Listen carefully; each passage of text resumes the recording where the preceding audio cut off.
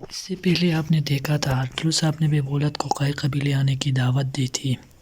سرما اور اربیل کے قائی قبیلے پہلے آ چکے تھے۔ آئمہ خانم کہتی ہے آپ نے اچھا کیا پہلے آ کر۔ اربیل کے خاتون کہتی ہے کہ ہم نے پہلے آیا تاکہ آپ کی مدد کر سکے۔ سرما کہتی ہیں کہ میری بہن آپ سے بہت پیار کرتی ہے اس لیے پہلے آنے کی ضد کی، میں نے بھی اس کی بات مان لی۔ آئمہ خانم کہتی ہے ہم نے بھی آپ کی بہن سے بہت پیار کرتی ہے۔ اس کے بعد سب اٹھ کر چلے جاتے باہر۔ اس کے بعد لکڑی کے قلعے کا منظر سامنے آتا ہے۔ بہادر گیٹ کھول کر سامنے اندر آتا ہے۔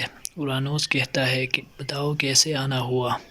بہادر کہتا ہے ہمارے اس نے امیر کی موت کا لیے انویسٹیگیشن کرنا ہے اس لیے میں یہاں آ گیا ہوں، میں ان کا خاص آدمی۔ اورانوس کہتا ہے ہم نے اس سے نہیں مارا، آپ یہاں کیوں آئے ہیں؟ بہادر کہتا ہے ہمیں معلوم ہوا ہے ارطغرل پہلے یہاں آیا تھا، ہمیں اس پر شک ہے۔ اورانوس کہتا ہے پھر تو قائی قبیلے جاؤ، یہاں کیوں آئے ہو؟ بہادر کہتا ہے ہمیں معلوم ہوا ہے کہ ارطغرل یہاں آ کے آپ سے کوئی معاہدہ کیا تھا لیکن ہمیں معاہدے کے بارے میں نہیں بتایا تھا، آپ ہمیں بتاؤ۔ اورانوس کہتا ہے ہمیں نہیں معلوم۔ بہادر کہتا ہے آپ کے اوپر کوئی ذمہ دار نہیں ہے، آپ پر بوجھ نہیں ڈالا جائے گا، آپ کو ذمہ دار نہیں ٹھہرایا جائے گا، ہمیں ارطغرل کے گندے کھیلوں کے بارے میں بتا دو۔ اورانوس کہتا ہے ہمیں کچھ نہیں معلوم ہے۔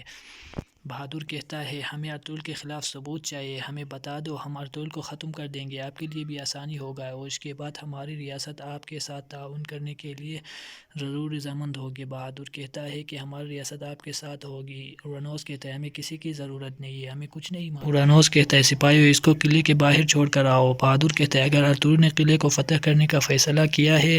یہ سن کر اورانوس کہتا ہے سپاہیوں رک جاؤ۔ اس کے بعد دوسرے سین میں امالال قبیلے میں بے بولت ایک ترک سردار سے بات کر رہے تھے جو جرگے میں ارطغرل صاحب کی مخالفت کر لی تھی۔ وہ کہتا ہے کہ ہم ارطغرل کے خلاف ایک کام کریں گے، آپ کے ساتھ بھی دیں گے۔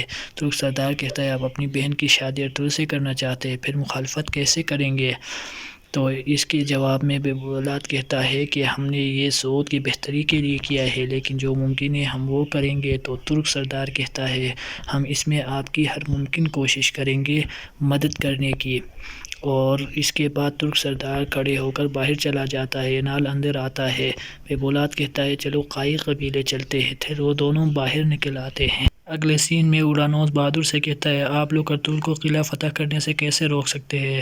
بہادر کہتا ہے ہم اس کے منصوبے کے بارے میں معلوم کرنے کے لیے پتہ لگا لیں گے اور آپ کو بتا دیں گے۔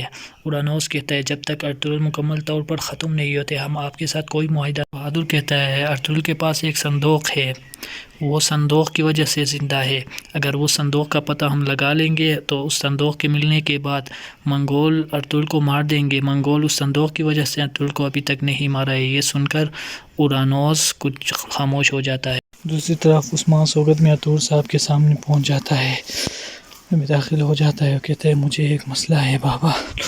اس کو اپنے ساتھ بلا لیتا ہے، بیٹھ جاتا ہے اور کہتا ہے ہمارا کیا ہوگا؟ آپ نے دوسری شادی کہا ہے، اب دوسری شادی کرو گے، آپ کے بچے ہوں گے تو آپ ہم سے پیار نہیں کریں گے۔ ارطغرل صاحب ہنس کر بولا، پھر اس نے اس کو سمجھایا، جانے کے بعد بہت سب کچھ ہو گیا، اس کو بتا دیا اسے سب سے زیادہ پیار کرتا ہوں، آپ پر بھروسہ کرتا ہوں، مجھ پر بھروسہ کرے۔